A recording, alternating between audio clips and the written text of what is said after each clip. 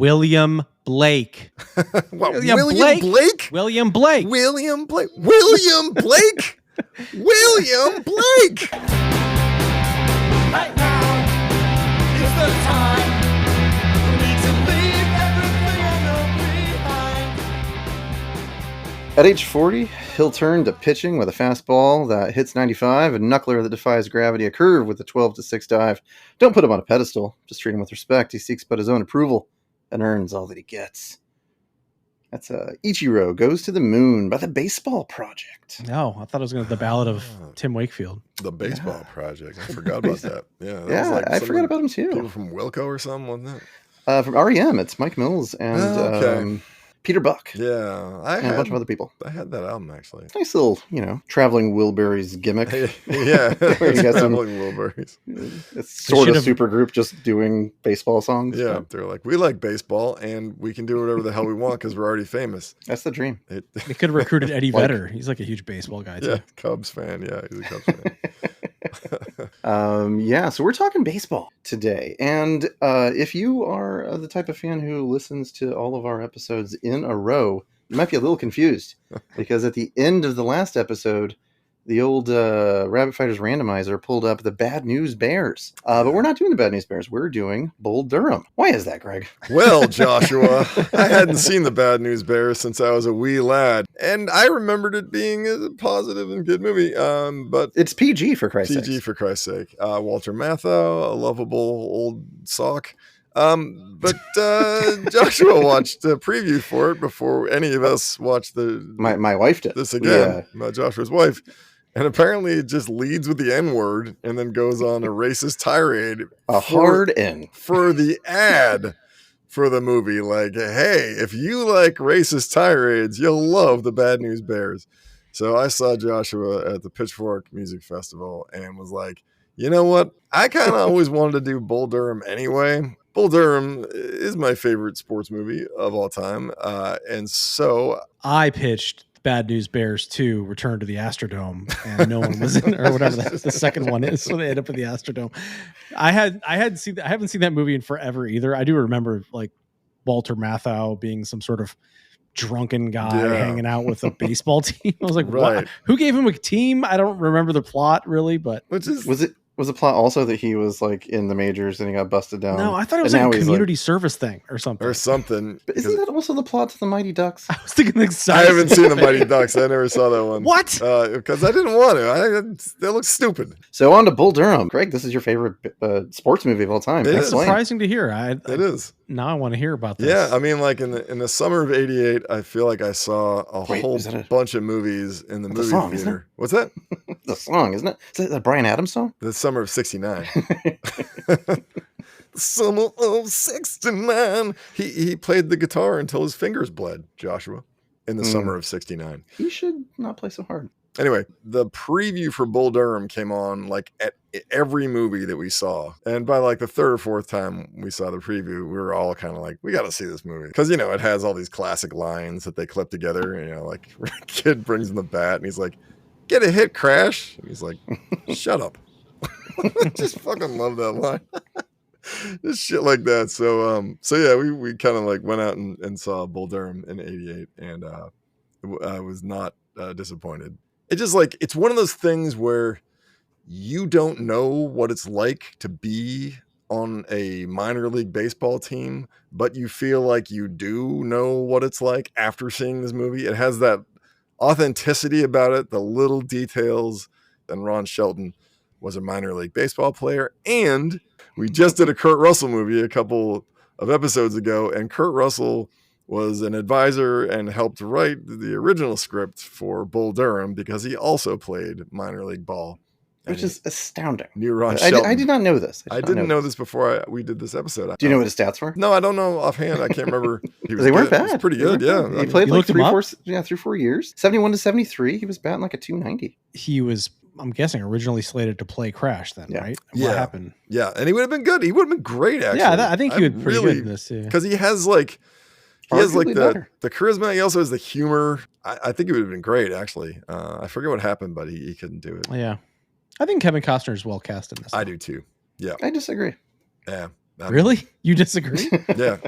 And like, I like Kevin Costner. We'll get into it later. Kevin Costner is one of those people like Keanu Reeves, where if you have the right project for him, I think he's great. If you have the wrong project for him, I feel like he's adrift, and you're like, oh, I'm not even sure you know how to act.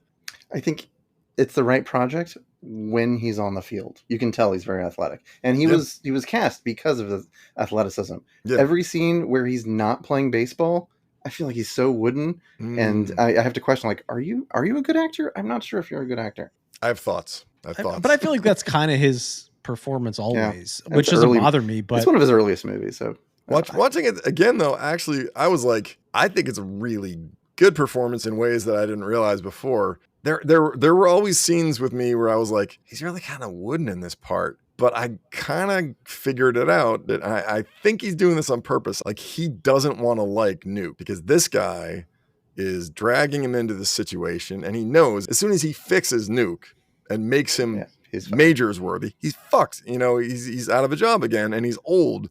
And he can't keep doing this shit. They don't even make any bones about it. They're just like, you're here to nanny this fucking kid until he's major league material. Which doesn't even make sense because he's the best fucking player. I know, I was thinking the same thing. Yeah, he's the only player that has a good season, and they just can him at the end. But they really, I mean, the minors are, the minors are what albums are now for bands. Like, it's extra money you make, but it isn't your main product. Just a training ground. Yeah, it's a training ground. So it's way more important for a minor league team to develop a pitcher who could have major league talent than it is to like be good. Have we explained what the plot is? I feel like everybody knows what the plot of this movie is, but well, I'll do it briefly. So the plot is you're in the Carolina leagues. It is minor league baseball. It's small town baseball. They got rundown stadiums, crappy buses that drive the players around. It's 1987 when they filmed this anyway.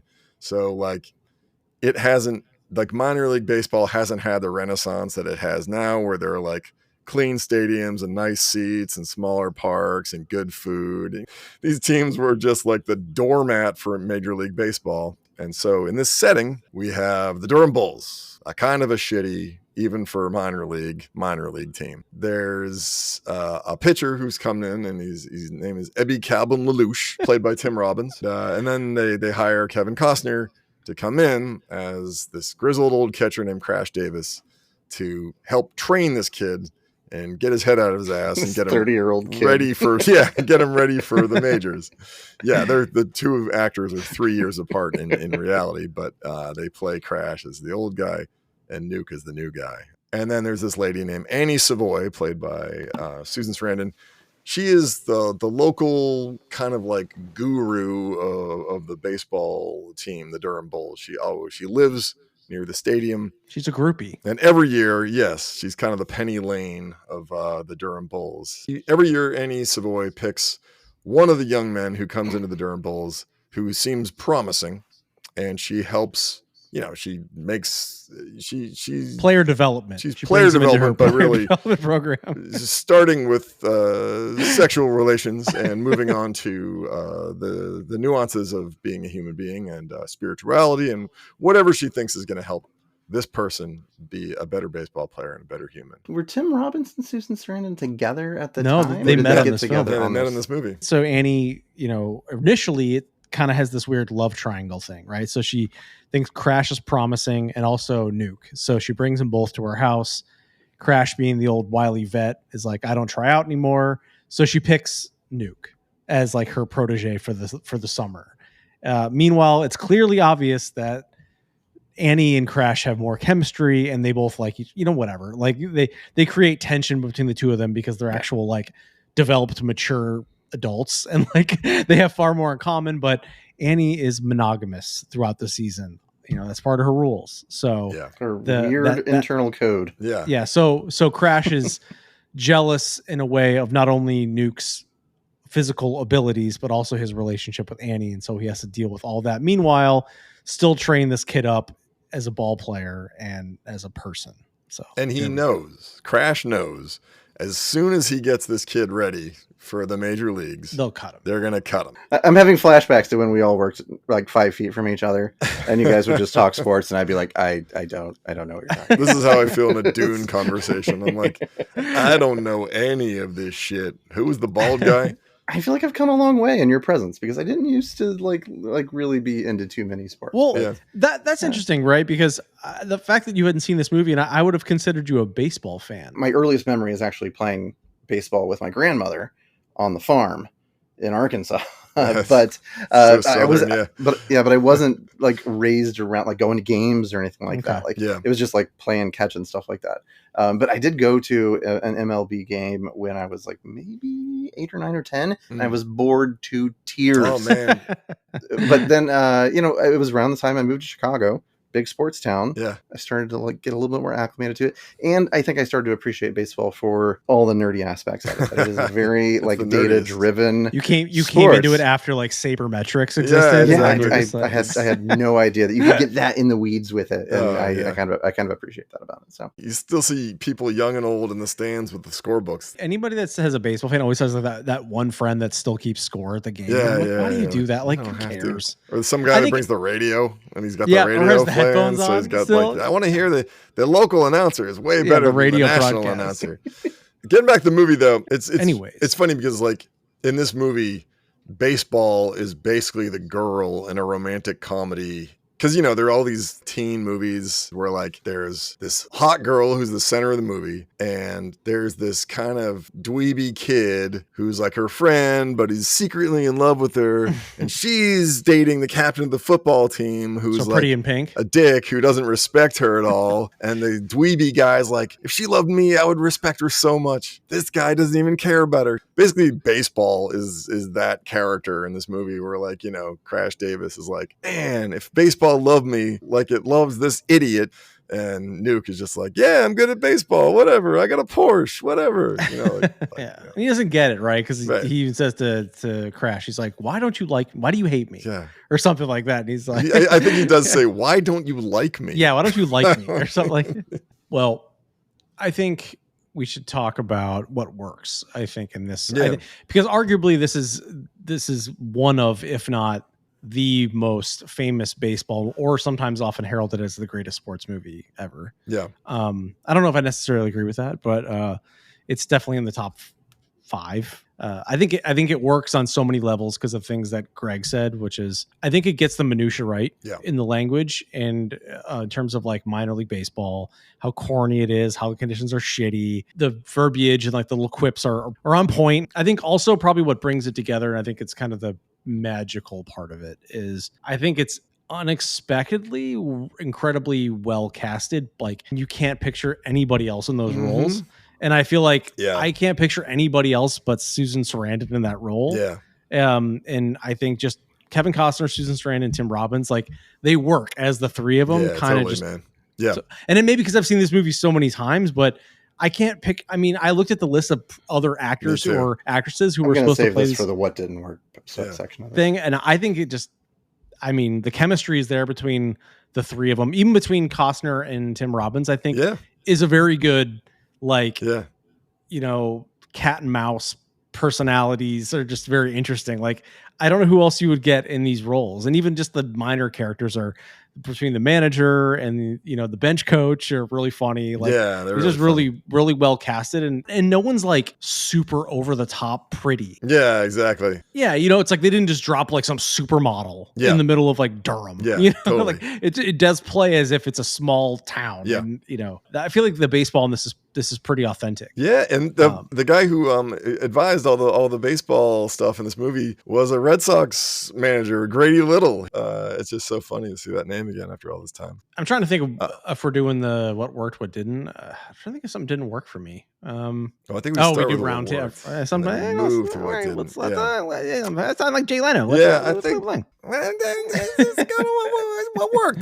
I think what works first of all, above all else, is the script, because like it's the most quotable script I can think of.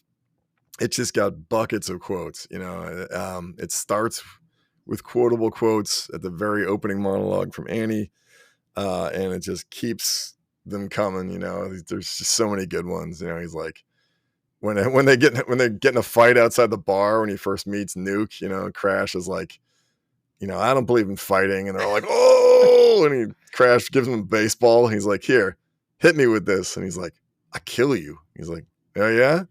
from what I heard, you couldn't hit water if you fell out of a fucking boat. And he's just like, come on, meat. Come on, you know it. You started to think about it. You started to think about how stupid you look if you missed me from all these people. And he throws it through the fucking window. There's just so many good, good lines and good scenes in this movie. Yeah, just too many to name. And then I agree with Brian. I think the casting is great. I see Joshua shaking off shaking all you these off? things. He's shaking him off. Don't shake him off. Never shake him off. But yeah, I think the casting is great. I think, Susan Sarandon is a really interesting choice. A big part of Annie's character, a big part of it is like all the mystical bullshit, all the 17 religions, different trinkets all over her house, the candles, poetry, and that eclectic, kind of hippie-ish stuff is what really works with Sarandon. Like she does pull off all the sexy stuff, but yeah, it's really like that full package of like her being sexy and worldly and wise and also eclectic and kind of hippie-ish. That all the full package. I can't see anyone else pulling that full package off. It's not because she showed up at the casting studio's office wearing a shortcut dress and leaned over the desk for 30 minutes. That wasn't the casting studios. They sent her to the producer. And producers are idiots. Well, yeah, it's not because of that. Ron Shelton, the director, wanted her. All the other people who worked on the creative side of the movie wanted her, but some idiot studio guy was like, I want someone hotter. And they were like, all right, well, we'll fucking play monkey games and just send her over there until you have to cave. Yeah. They also wanted Anthony Michael Hall instead of Tim Robbins. Yeah, that's the one that would not have worked. Yeah. I'm curious to hear what Joshua thought worked as the one who had not seen this before, because I feel like both of Greg and I are talking from probably a place of nostalgia in a weird way. Like I said, I'm guessing we've seen this movie multiple times. See, I wasn't allowed to see this movie when it came out. I do remember boobies in it. The scene where Tim Robbins is plowing Millie and and that being like oh no turn off, and then Bull Durham was forever like in my mind is like, oh, that's a movie with a lot of sex in it, and my parents said I'm not allowed to watch that. Fair amount. Yeah, fair amount. I know. But I mean, they mostly show guys' asses. Like they don't show naked women coming away ever. From this wondering, why is this movie so fucking horny? It is a very horny movie. Oh yeah, it's definitely a randy movie. Debauched. So that's why I never saw it. That went on a list of like movies that I don't know, Joshua didn't watch. So it had Tim Robbins' pasty ass in it. And also, I think my opinion of this is a little overshadowed with Tim Robbins in a million other Tim Robbins roles, mostly in High Fidelity. Like so many scenes that I could not stop saying to myself, "Get your patchouli stink out of my store." He's just always that guy, that douchebag in High Fidelity. Like I forgot all about that role, like entirely. I think Tim Robbins, my first role in Shawshank. High Fidelity, those two movies are synonymous with Tim Robbins. Mystic River, Mystic River. So many Dead Man Ed Walking. Roberts, Come on.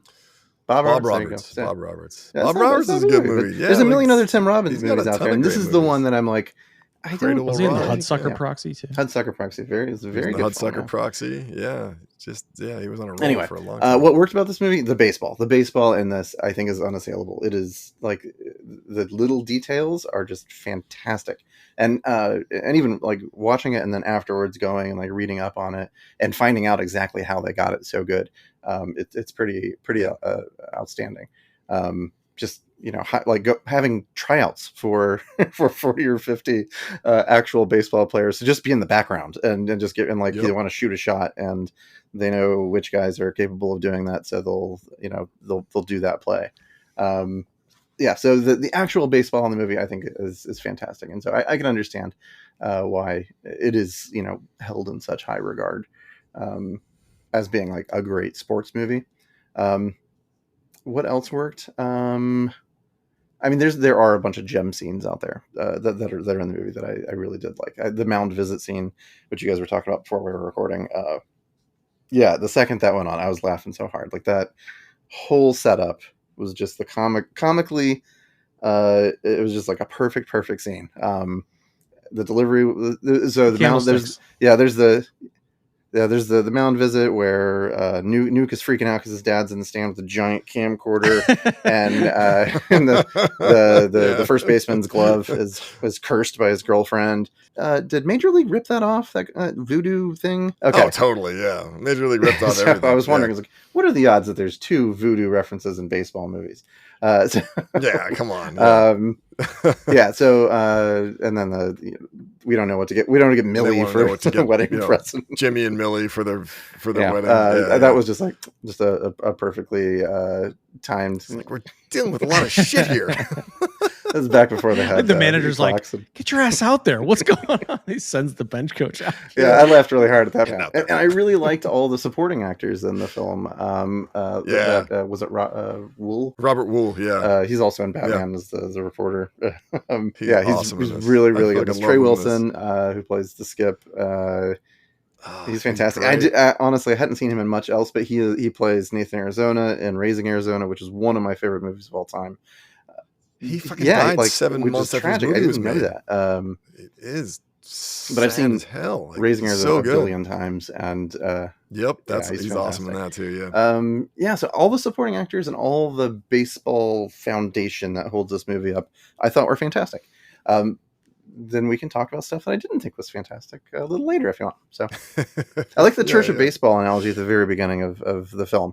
I found that to be a very romantic notion, and I think as I've gotten older, definitely like baseball and its connection to American history and how long it's been around and all the changes it's gone through. It's very interwoven in American history, and that I felt like that kind of it touched on it, romanticized it, and I felt like it was a very kind of poignant thing to thread throughout the movie. So. Do you guys think, and as you were talking about something of this, I feel like baseball is the most romanticized sport in American sports. In American sports, definitely. Yeah, definitely. Most definitely. Yeah, people who love baseball will just talk about baseball they'll use it as a metaphor for everything. They'll, do baseball similes, baseball puns. They recite baseball statistics to relate to something else like politics or whatever. I mean, and I feel like the main characters in this movie are all in love with baseball except Nuke. There's some part of him that loves the game. Like he's not just like, oh, hey, I can throw a baseball. But I think it's just a different level of it just looks easy, and something that comes easy to somebody versus somebody that's like, I've been doing this for 20 years to try to get where you're at. I think there's always this weird resentment component to it. But also, like, I really feel like when you start losing, that's when you start respecting the game. You know what I mean? And I feel like Kevin Costner has gone through so much loss and so much disappointment, so much getting fired again and again, that like you start to realize I could lose this at any time. And it's so fucking important to me. That's where you start to really learn the importance of something, is when you come face to face with losing it, maybe forever. And Luke has never had that. He just loved the winning. Like and probably Crash was just like him when he started. Natural hitter, calls a great game at catcher, and everyone's like, oh, this guy's a shoo-in for the major leagues. You're going to be there next year or in the next year, and it really just takes the loss and the humiliation and the grind and working through all that stuff and still deciding that you love this thing. And that if you lose it, you're really not sure what you would do. That's what brings you the true respect of you for the game, and also everyone else for you in the game. Well, I agree. I think one thing too there is like it's his entire identity too, right? So it's part of that is like once his career's over, what's he gonna do? Like that baseball's his life.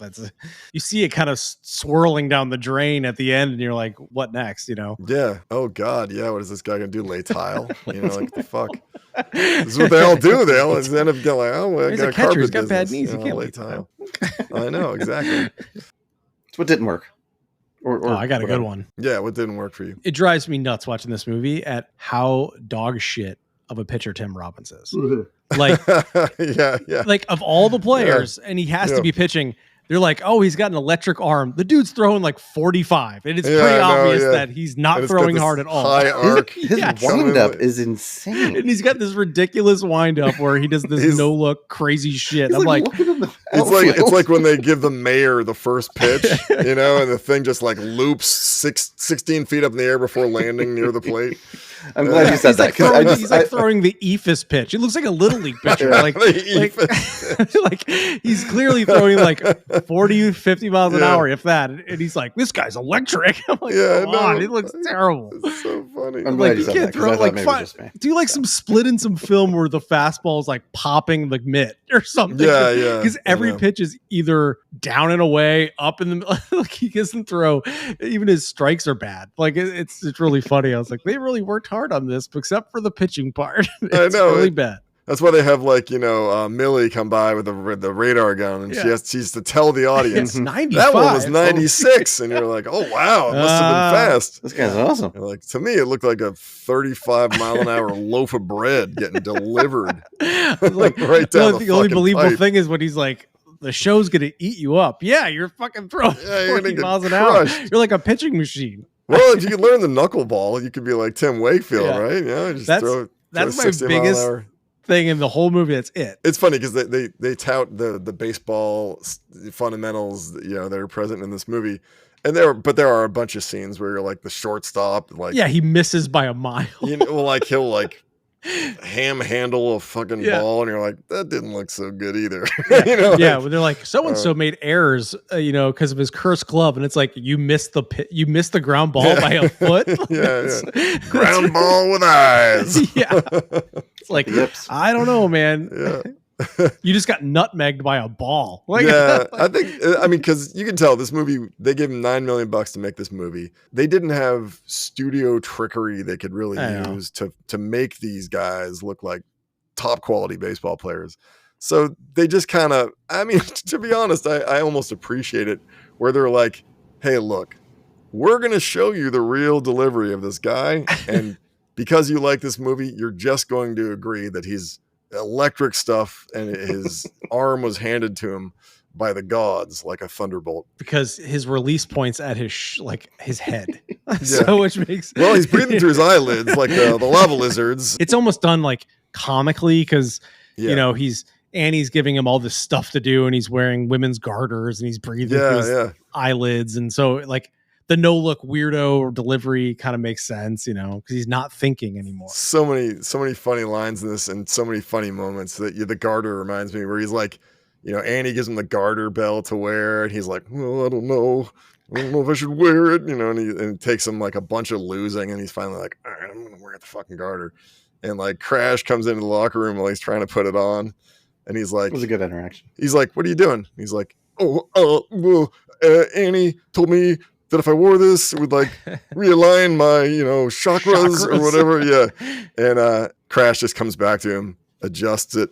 The rose goes in the front, big guy, and just leaves. I was like, that's a great fucking scene. Yeah. Cause like, there's no judgment in baseball, you know, like whatever works is whatever works. If the guy wants to wear a fucking garter and you end up winning, who gives a crap? If the guy thinks that he's winning because he's not having sex or he is having sex, then he is. And that's that awesome scene where, you know, he decides to withhold his sexual energy because Annie tells him to. So Nuke is like, you know, oh, let's fuck, you know, and she's like, no, let's withhold your sexual energy and channel it into your playing. And it seems to work. They go on a winning streak. Yeah, they go on a winning streak, and then he goes to Crash, and he's like, yeah, you know, I was thinking about caving, you know, probably sleep with Annie when I get back, you know, because, you know, she's getting kind of steamed. And he's like, no, if you have sex, you could lose again. You know, don't fuck with the streak. And he's like, oh, okay. And then he doesn't have sex with Annie, and she blows up, busts into Crash's apartment. She kicks the door, and he's like, oh, knock, knock. Come right in. You know, he's like ironing his pants. She's like, how dare you mess with my private life? And he's like, I didn't mess with his private life. You told him to withhold sex. And she's like, yeah, but then you said that if he had sex, he'd lose. And he's like, if a guy thinks he's winning because he's having sex or he isn't having sex, then he is. And you should know that. I do like that they literally lean into the authenticity around the superstitions. Like it's a real Yeah. thing. Like, Oh, yeah. like yeah. it is like this is real Baseball and is so superstitious. Yeah. It's like built on superstition. the guy's got the rosary with the voodoo beads on his Yeah. back. The guy's like, "Hey, let me get some of that." He's like, "No, It's you don't like, believe. believe in it. You don't believe Guy it." taps the bat. The guy taps the bat anyway, but then he gets a hit, you know? And again, this goes back to like how much you go through when you're a player at this level and how much you're hanging on by your fingernails. Like the guy who's 1 for 16, he taps the bat and he gets a hit, right? And he's like, all right, thank God that saved my ass. But they had already made the decision. And the manager's like, shut the door. He repeats the same speech. Hardest job a manager has. But the organization's moving in another direction. And like, it's so harsh because it is the hardest job a manager has. This guy doesn't want to fucking fire anybody. This guy's a nice guy and he loves his players and he wants to support his players. But like he's had to fire so many fucking people that he had to come up with a script The rehearsed that speech. he can say that has a little bit of gravitas behind it, a little bit of sorrow, but also the mechanical exit that this person needs to get out of the office and feel what they want to feel without him trying to like have a seat. Let's have a hug, you know, like he allows himself, the manager allows himself to be the bad guy on behalf of the organization and let the player toss a chair over, tell him to fuck himself, leave. He lets the player feel what the player has to feel. Josh, do you have any opinions on what you didn't like? You know, you already spoke to the shitty pitching for Tim Robbins, and I don't like Tim Robbins in this role. I have to. You know, I think there is chemistry between Kevin Costner and Tim Robbins. I don't think I don't think I can deny that. But I don't like Tim Robbins in this role at all. No? And I feel like another actor could also have chemistry with Kevin Costner. I don't dislike Kevin Costner. I don't think Kevin Costner is a great actor in anything he's done that I've seen that it comes to mind. I mean, I think of the big ones like Dances with Wolves and Robin Hood, Prince of Thieves, and Well, he's terrible. Waterworld and Waterworld, The Postman and Field of Dreams. And like, there's a I like million him in Kevin Field of Costner Dreams. movies out there good where in Field of Dreams. he's just Kevin Costner. Yeah, Have that's you true. seen, He plays himself. Have you seen A Very Perfect much. World? This Clint Eastwood movie called A Perfect World. I don't think I've seen that now. He plays this like criminal named Butch. He's great in that, man. Like really fucking good. All right, I'll check it out. And I don't think he's great in everything. I really don't. I mean, he makes him more a- money than me in Hollywood, so give him yeah. the right project. I think he's great. I think he likes. I think he just does love sports, and I think he fits well in sports movies. Like Yeah. Tin Cup is also great as Never a golf movie. I never Oh. saw Tin Cup actually. Yeah, Oh, But from the cover, I have to assume it's exactly like Bull Durham, right? Like it's about golf. there's Golf. it's yeah, exactly. so Different Susan sport. Sarandon's Just Renee Russo, swap Susan exactly. Sarandon. Is there a lollygagger scene? The You lollygag. lollygag along the fairway. You lollygag on the green. 8-16. How do we ever win 8? How do we ever? It's a It's a miracle. miracle. It's a miracle. I also don't understand Susan Sarandon in this role. I know. Why? You made a case, but I don't find it compelling. I don't. It's such a cheesy role. Like I'm in a southern town, but I'm not like all the other girls. And just I don't know. I haven't seen many Susan Sarandon movies that I cared for her in. So that's probably part of it yeah? as well. Hmm. Rocky I like Horror is probably the one that I've seen. That Really? I'm like, That I like her in one? that. Yeah, I know, right? Not Dead Man Walking, not Thelma and Louise, not this. Well, Like, I've never seen damn. that. So You've never seen what? Thelma and Louise. Oh wow, haven't you? I haven't. So That's a good fucking movie. I sort of feel Um, like Susan Sarandon's like kind of actress like royalty. Like She's as a- great, to like yeah. not like her at all. She's I don't get fucking it. Awesome. I You don't love get it? Susan I Sarandon. don't get Yeah, it. She's great. Yeah. So, you know, I think it's the trinity of this movie is Kevin Costner, who I already think is meh, and Tim Robbins, who I think is mostly good in a lot of stuff, but not this. And then Susan Sarandon, who I'm a bit ambivalent to and don't understand the hype. But yeah, so I think that is the problem that I had with the movie. I tried to meet it where it was, but yeah, it's great on the sports parts, not great on the non-sports parts. Really? Okay. So, Yeah. Well, here's one more thing that I want to say before we grade it, because I feel like it gets talked about as a quintessential sports movie, but really, and I mentioned this earlier, it reaches a point. It's a sports movie with love interests and romantic comedy stuff mixed in. But really, that is the movie's heart and soul. It really is a romantic comedy at its heart and soul, and it's just drenched in baseball. But as soon as Nuke gets called up to the majors, the movie completely shifts tone and becomes a full-on romantic comedy that has very little baseball in it whatsoever. And you see all these like unrequited lovemaking scenes between Crash and there's like 20 minutes of Annie. sex at the There's a whole lot of fucking. But why is this movie so horny? It just it's doesn't super make any horny. It's the sense. 80s. Yeah, but like I feel like the movie really is a coming of age movie for two characters that never came of age, and they're now in their 30s or 40s. They don't really tell you how old they are. Susan Sarandon was 43 when they made this. Kevin Costner was 33, or she was 42. He was 9. She was 9 years older than him. But it's two like Arrested Development characters who are having a coming of age story, like in middle age. It's like a coming of middle age story. Like neither one of them ever grew up, and I get the feeling like Susan Sarandon her character has damage in the past that is preventing her from ever becoming really intimate with someone who could be a partner, a long-term partner for her. Like she picks these young kids who are going to bounce at the end of the season or maybe even earlier, and it keeps all the stakes low. And each of the characters talk to each other throughout the movie. Like, you're scared. You might be scared. Maybe I am scared. And they are. They're both terrified of being in a committed relationship and what it might mean. I feel like really the story is about all those events happening in the baseball field and around the baseball field to bring these two people together, to get them into a place in their lives where they can be real for once in their lives. They can just be real and actually know someone else, actually fall in love with someone else. I feel like that is the true heart of the movie. It's a coming of age movie for people who never came of age until they were middle age. And they finally decide to get real. So before we grade this, I did have a question. And maybe you guys, I don't know that I have a good answer to it, but maybe you guys do. So you're obviously huge sports fans. What's your favorite scene in a sports scene in a sports movie?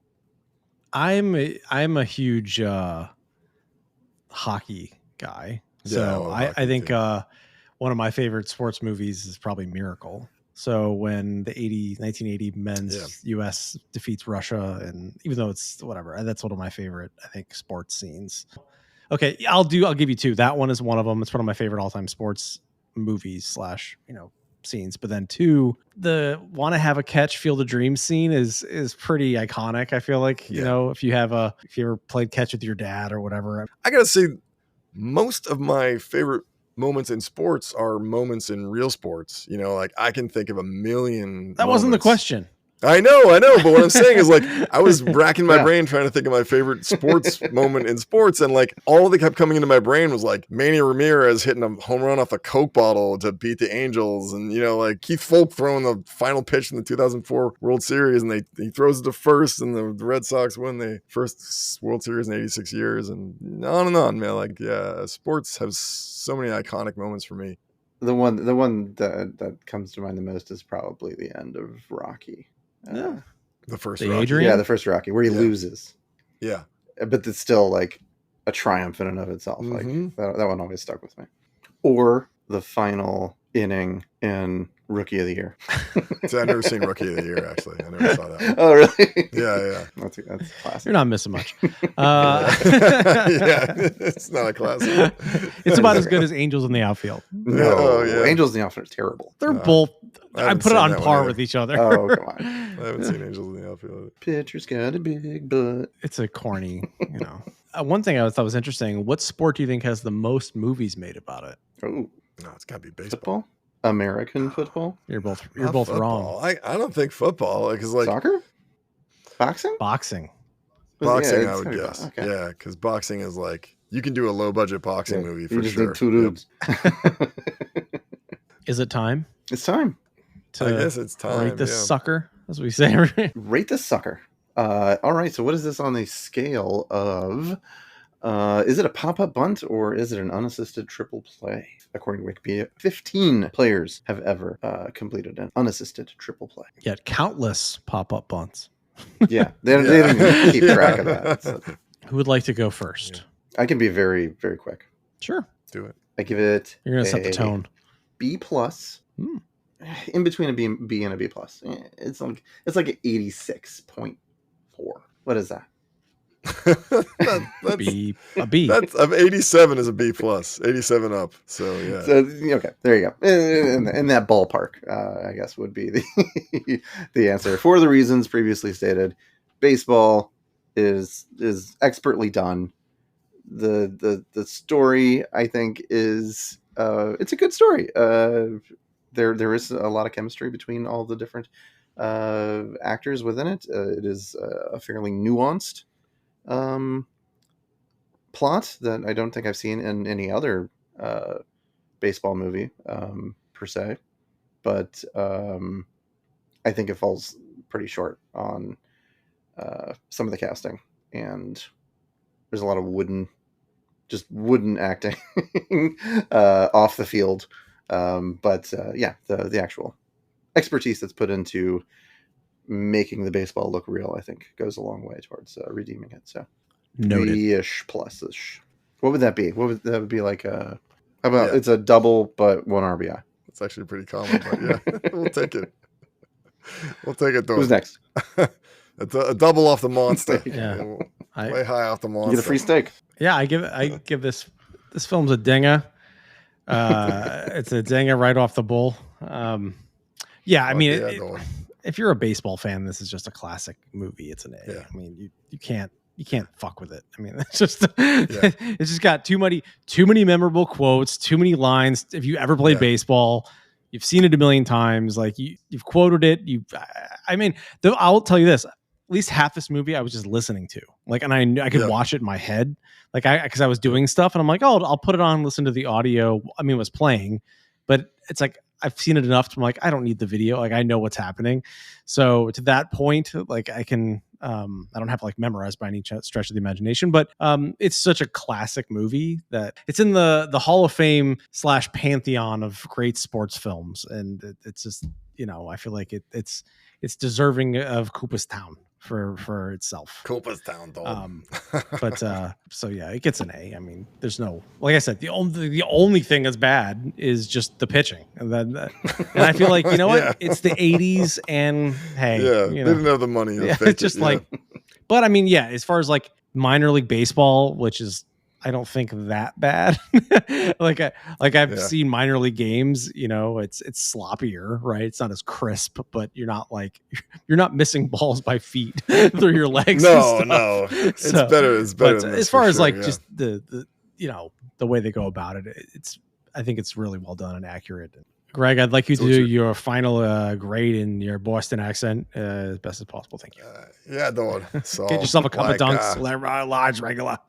It's not even fucking close, dude. This movie is fucking genius, okay? It's if Ben Affleck had directed it, it might be a little bit better. But, you know, that said, he wasn't available, you know, due to age and so forth. So we got to go with Ron Shelton, who did a fucking awesome job, dude. I think as a sports movie, it's an A plus. As a movie, just a regular old movie, it's an A, bordering on A plus. But I don't give a shit. I'm going to give it an A plus anyway because I love this movie so much. It's hard for me to not. Same with Brian. I basically had this thing memorized because there's so many fucking awesome lines in this. You know, and it has way more interesting stuff than the standard sports movie. It has a really like even-keeled sensibility about not being judgmental and just letting these eccentric people be these eccentric people without judging them, you know? Like, I love they have like the clown prince of baseball, you know? Just the old guy who's just like spitting his own spit onto his face and fucking slapping himself around out there. Like, and he's like a respected member of the crew, you know? They're not like, oh, this old clown, get rid of this guy. They're like, hey, he's a fucking, you know, he's a classic, you know. He's royalty. Everyone gets, yeah, exactly. You put the work in and you get your due. I love stuff like, you know, the manager and the assistant managers are like, Nuke's having trouble breathing out of his eye. What is it, left eyelid or right eyelid? Right eyelid, you know.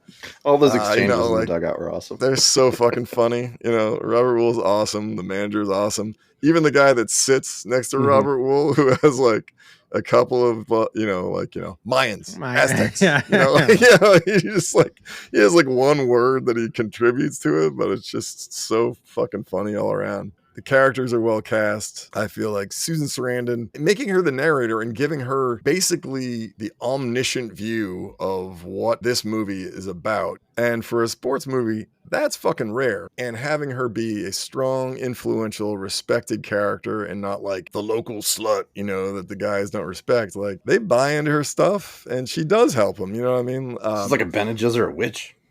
Yeah, right, exactly. Teach them all the weirding way to get into the majors. But that's a good point. We didn't talk about that, but yeah, but it is unique to have a baseball movie told from the woman's perspective. Yeah, and it gives a lot of lines that would have sounded weird or sexist or flat, like a whole bunch more color because a woman is saying them, and it just makes it more a universal story instead of like, oh, guys love baseball and ladies like, you know, makeup or whatever. It's like, no, ladies like baseball too. And like, you know, they get way into the game too. It's a universal thing in America. And then, yeah, at the end, like I said earlier, this is really a coming of age movie, a coming of middle age movie for two people who finally decide to get real and let themselves love each other, which is really what the movie's about, I think. Yeah. All those things together, super unique for a sports movie, super unique for a romantic comedy, and just quotable as hell. I can't think of a movie that I know more quotes to and that the quotes still crack me up. So I'm giving it A+. Yeah. One thing you touched on there, I thought kind of brought something up in my mind. It is interesting, right? Where you have the fan / groupie where the players or the people respect them as part of their world and the ecosystem, and not just like you said, like, oh, she sleeps with everybody. But it's like this kind of like mystic thing. And it made me think of Almost Famous, where the groupies are a big part of the movie, where they're not like groupie, like they have a very fundamental impact on the band itself and sort of the culture that is happening in the sports world or music world. They defend Millie to the death, right? Like, yeah, you know, 100. That's a great Millie's point. Yeah. Yeah, you're like, oh, wait till he finds out. What if Jimmy finds out about all the action Millie's got? And he's like, if you say one thing about Millie, I'm gonna fucking end you. And then they have another like lovely little scene too. Is she has that ridiculous marriage to Jimmy where they've known each other for 5 hours and she's just gonna get married to this guy Jimmy. Not when you know, but you're still like, it probably will work. Like, you get this feeling of like there's two such oddballs that you're like, it's probably gonna work. But I love that. She comes out, she's like, have you accepted the Lord Jesus? I know. He's like, no. No. She's like, I'll listen to whatever you have to say. You want to hear my testimony? She's like, you can say whatever you want. Non-judgmental. But this lovely little scene in there that they just stick in, and it's just another one of these little awesome scenes where Annie's helping Millie put her wedding dress on, and Millie's like, do you think I deserve to wear white? What? Yeah, and she's like, honey, we all deserve to wear white. You know, like, just like, yeah, man, like everyone's a sinner, everyone's a saint, everyone's just trying to get by. Like, no fucking judgment, you know. I love that scene. I love so many scenes like that where there's just a quiet little thing. Like the scene too where he tells Crash that he's going to the show in the pool hall, and he just has no fucking idea that this is the end of Crash's probably baseball career. And he's like, what the fuck, let's celebrate, man. You know, it's all about me. You know, Crash is just like, yeah, great, get the fuck out of here. And, you know, he's like, why are you being such an asshole? Just I mean, he was kind of an asshole. he was an asshole, and he apologizes to him later, you know? They don't give him like a free pass for that. But he's like, I have been known to howl at the moon, you know? And he's like, you know what I mean, right? And he's like, no. He's like, you will. You know, you will. Yeah, I just love those quiet little scenes. I changed my mind. My favorite sports scene is the end of Naked Gun. Or he kills the queen. I must kill the queen. It's Enrico Palazzo. Rico Palazzo. That's it. That's my favorite. That is a funny movie. I think the Naked Gun movies are funny. All right. Boulder. Oh, wait. I have to do this. I'm sorry. I have to do this. What are you doing? Okay. Jimmy, the guy who plays Jimmy, was also in Hot Shots. He Gonna bring Hot was. Shots back in. Was he he's Dead Hot Meat? Shots. I forget what he was. I think his name was like Eddie Dead Meat Cruiser. I don't He know what was the fuck Dead his name Meat. was. Oh, I Yeah, knew he looked Jimmy familiar. I was like, I gotta bring Hot Shots back in now that you mentioned Naked Gun. And Got another connection. apparently the guy who played the third baseman is famous. Is like in Vegas or something. Like Oh yeah. He actually like Danny ended Gans up or something. doing- Or He ended up doing one of the most successful shows in the history of Las Vegas. The most successful show in the history of Las Vegas. It ran for like 11 Danny years. What's his Gans. Yeah, I name? know that name. was that I right? think it's Danny Danny Gans. I Gans? think you were right. Yeah, like it He said did, they like, a named the theater after him ventriloquist. or something. He did a ventriloquist show, and he got mega famous. They got a $100 million contract for that guy. Yeah, he played He Pete made it to the Dead show. Meat Thompson. He still Dead Meat Josh was Thompson like, is fun. Hot Shots is great. he loves Hot Shots. I had haven't to seen bring it it since I up. was 13. I had to bring it I up knew he looked because familiar. I knew he it was looked just familiar. there. Damn it. It was there for the Thank you. for the Thank taking. you. Good callback to like episode 2 or something. Number one. No, it was 1. It was episode 1. It was Maverick. Yeah. All right. Maverick. What are we doing next week? Who's up? I think Greg. it's you, Greg. This was a rando. Old Oh Durham. yeah, this was. You're next in the batting seems order. like my pick because I overrode the rando It's pick true. with Bull Durham. We subbed out Biden and brought Harris in for this one. And Topical. Ripped from the headlines. topical, Greg. right? Yeah, it's gonna stamp this. Yeah, I was gonna say this is gonna date forever this in history. episode. No. Yeah. I know. Well, I mean, It's last great, though. episode I was like doom and gloom, and, Yeah. and this is coming out in September. And And now now- this episode, people are going to look back and be like, "Well, this is a time capsule." Wow. This was the new dawn. As soon as they subbed out the bad news bears, everything turned around. Just what America needed. But yeah, I'm gonna say American Fiction is a movie I saw recently, and it's definitely a strange and interesting movie. I won't say too much about it at all, but American Fiction. We're gonna watch that. And All right, talk a about that 2023 'cause it's, film, 1 hour and 57 yeah, minutes. it's Jeffrey Wright, who's fucking great, and I love Jeffrey Wright and everything. Pretty damn clever. Pretty damn All right, good, looks so interesting. It's worth talking about. Interesting. do it. I don't. I've not Yeah. heard of this. Well, we're gonna watch it and we're gonna talk about it. All right, we will see you next time. As Walt Whitman once said, I see great things in podcasting. It's our game, the American game, the Rabbit Fighters game. It will repair our losses and being a blessing to us. You can look it up. William Blake. William Blake. William Blake. William Blake. William Blake. William Blake. Just like how many times can they yell William Blake? William Blake. Love that. If you have sex, you could lose again.